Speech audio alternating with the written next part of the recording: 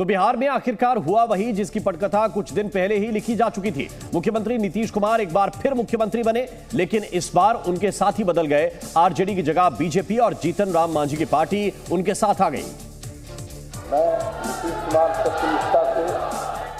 नीतीश कुमार ने 9वीं बार मुख्यमंत्री पद की शपथ ली।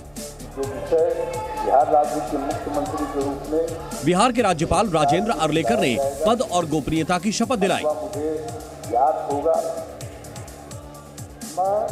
नीतीश कुमार के बाद बीजेपी के सम्राट चौधरी और विजय कुमार सिन्हा ने मंत्री पद की शपथ ली। ईश्वर की शपथ लेता हूं मैं। शपथ लेने वालों में बीजेपी के तीसरे विधायक डॉक्टर प्रेम कुमार भी शामिल रहे। तो वहीं जेडीयू की ओर से विजय कुमार चौधरी, विजेंद्र सिंह यादव और श्रवण कुमार मंत्री बनाए गए।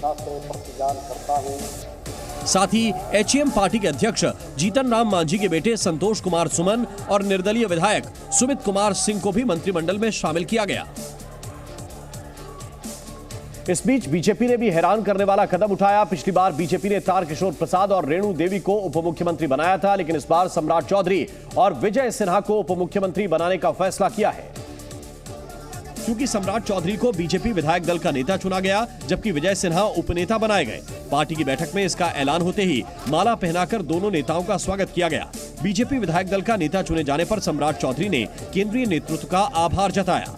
ये मेरे लिए भावुक क्षण है कि आज सरकार में भी दायित्व, सरकार में काम कर विधानमंडल दल का नेता के तौर पर चयन किया। वहीं उपनेता चुने गए विजय सिन्हा ने जिम्मेदारियों पर खरा उतरने की बात कही। सुशासन स्थापित करने का, उसको साकार करने के लिए अपने नेतृत्व के आदेश के प्रति आभार। बताया गया कि सम्राट चौधरी और विजय सिन्हा को नई जिम्मेदारियां सौंपकर बीजेपी ने बिहार में जातिगत समीकरण भी साधने की कोशिश की। सम्राट चौधरी और विजय कुमार सिन्हा को डिप्टी सीएम बनाने के पीछे बीजेपी ने सोशल इंजीनियरिंग का ख्याल रखा है। कभी लालू के करीबी रहे सम्राट चौधरी की उम्र 54 साल है। सम्राट कोयरी यानी कि कुशवाहा ओबीसी समाज से आते हैं। ये राजनीतिक परिवार से आते हैं। इनके पिता शकुनी चौधरी खगड़िया से कई बार विधायक और एक बार सांसद भी रह चुके हैं। बीजेपी से पहले सम्राट चौधरी आरजेडी में थे। 1990 में राष्ट्रीय जनता दल में शामिल हुए। 1999 में राबड़ी सरकार में कृषि मंत्री भी रह चुके हैं।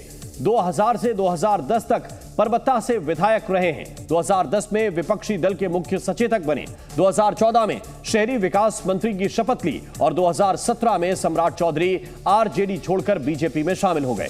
2018 में बीजेपी ने उन्हें बिहार का उपाध्यक्ष बनाया। 2021 में नीतीश पंचायती राज्य मंत्री बनाए गए और 2023 में सम्राट चौधरी को बिहार बीजेपी का प्रदेश अध्यक्ष बनाया गया।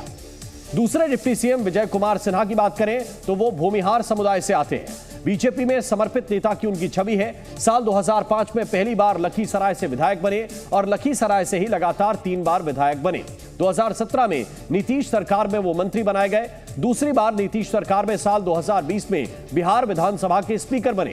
विजय कुमार सिन्हा को संघ का करीबी माना जाता है। इनकी राजनीति की शुरुआत 1983 में एबीवीपी से हुई थी। 40 की 40 जीतेंगे, कंफर्म रहिए। पिछले बार एक छूट गया था, वो भी नहीं छोड़ेंगे। ये बड़ा अनुकूल वक्त है कि रामलला विराज चुके हैं। राम राज की ओर हम लोगों को आगे बढ़ना है और बिहार के अंदर जो माहौल बना था उस माहौल को परिवर्तित कर करके सुशासन का एक फिर से बेहतर माहौल हम लोग सामूहिक रूप से मिलकर के खड़ा करेंगे। इससे पहले नीतीश कुमार ने महागठबंधन का साथ छोड़ने के लिए मौजूदा हालात को जिम्मेदार ठहराया। ये बात उन्होंने तब कही जब आज सुबह राजभवन जाकर उन्होंने गवर्नर को अपना इस्तीफा सौंपा, जिसके साथ ही बिहार में महागठबंधन की सरकार गिर गई। इस्तीफा सौंपने के बाद नीतीश कुमार ने कहा कि सबकी राय लेने के बाद फैसला लिया। तो वही सब लोगों की राय, अपने पार्टी के लोगों की राय, चारों तरफ से राय आ रही थी, तो हमने सब लोगों की बात को सुन लिया। तो इसीलिए आज हमने इस्तीफा दे दिया। अब ये जो भी सरकार थी वो समाप्त कर दिया गया। नीतीश के इस्तीफा सौंपने से पहले सीएम आवास पर जेडीयू विधायक दल की बैठक हुई, जिसमें सभी विधायकों को एनडीए में वापसी के बारे में सूचित किया गया। इसी के साथ 17 महीने की महागठबंधन सरकार का अंत हो गया। महागठबंधन से हटने के बाद नीतीश कुमार ने अलग होने की वजह भी गिनाई। इस दौरान नीतीश कुमार ने राष्ट्रीय जनता दल पर जमकर निशाना साधा। नीतीश कुमार ने कहा कि महागठबंधन में स्थिति ठीक नहीं लग रही थी, इसीलिए हमें अलग होना पड़ा। पहले गठबंधन को छोड़ के नए गठबंधन बनाए थे और जो नया गठबंधन 1.5 महीना से बनाए थे, 1.5 साल से, तो यहाँ पर भी जो स्थिति इधर आकर के ठीक नहीं लगी है। और जिस तरह से लोगों का दावा हो रहा था, जो इतना मेहनत किया जाता था कि वही लोग ये सब काम कर रहे हैं, वो सब जरा धीरे धीरे लोगों को खराब लग रहा था। तो इसीलिए आज हम लोगों ने दे दिया, अलग हो गए। नीतीश कुमार ने कहा कि हमें काम नहीं करने दिया जा रहा था, जिससे दोनों तरफ तकलीफ थी। तो नीतीश कुमार ने सिर्फ बिहार में ही महागठबंधन पर निशाना नहीं साधा, बल्कि इंडिया गठबंधन पर भी सवाल खड़े किए और जमकर अपनी टीस निकाली। नीतीश कुमार ने आरोप लगाया कि इंडिया गठबंधन में सब कुछ बहुत धीरे धीरे हो रहा था। अब उधर भी लोग हम अलायंस करवाए, क्या क्या करवाने में लगे, कोई कुछ काम ही नहीं कर रहे थे, तो सबको लेकर के तकलीफ, और यहाँ पर भी लोगों को तकलीफ। दरअसल नीतीश कुमार को इंडिया गठबंधन का शिल्पकार माना जाता है, लेकिन गठबंधन में ज्यादा तवज्जो न मिलने की वजह से वो काफी नाराज चल रहे थे।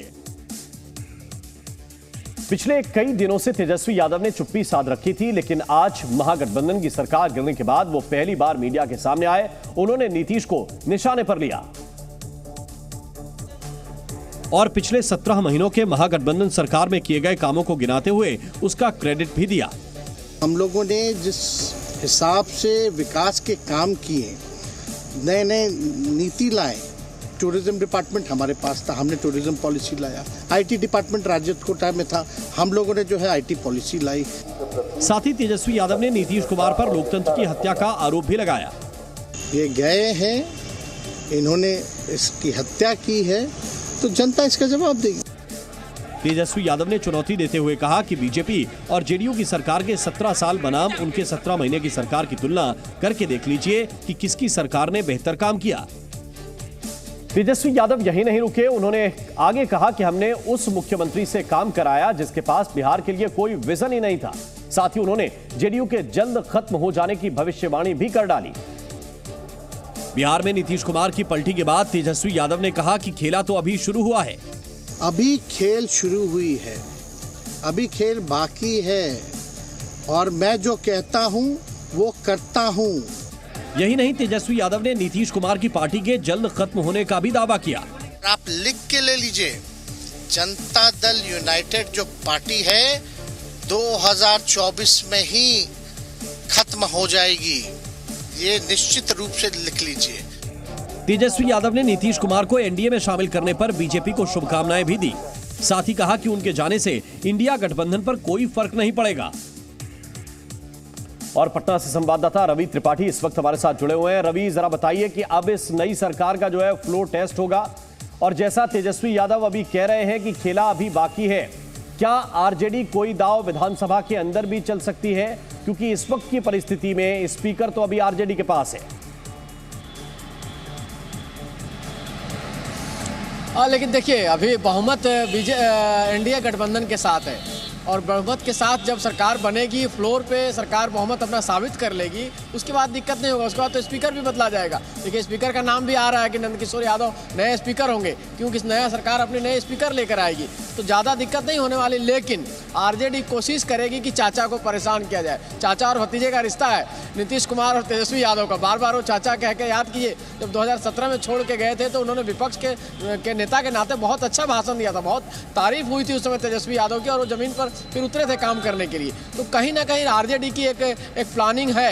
लालू यादव चूंकि बाहर है, पहले उस समय लालू यादव अंदर हुआ करते थे, तो लालू यादव के दिमाग में बहुत सारी चीज़ें चलती हैं, और एक कहा जोरदार पॉलिटिशियन माने जाते हैं। तो हो सकता है कि अगर थोड़ा सा बैक एक कदम पीछे हटे हैं तो एक तैयारी होगी, एक कोई ना कोई फार्मूला बनाया गया होगा किस तरह से उनको परेशान करना है, विधानसभा के अंदर कैसे परेशान करना है, बाहर कैसे परेशान करना है। बिल्कुल रवि, बहुत बहुत शुक्रिया, बहुत बहुत धन्यवाद आपका इस पूरे अपडेट के लिए, पूरी जानकारी के लिए।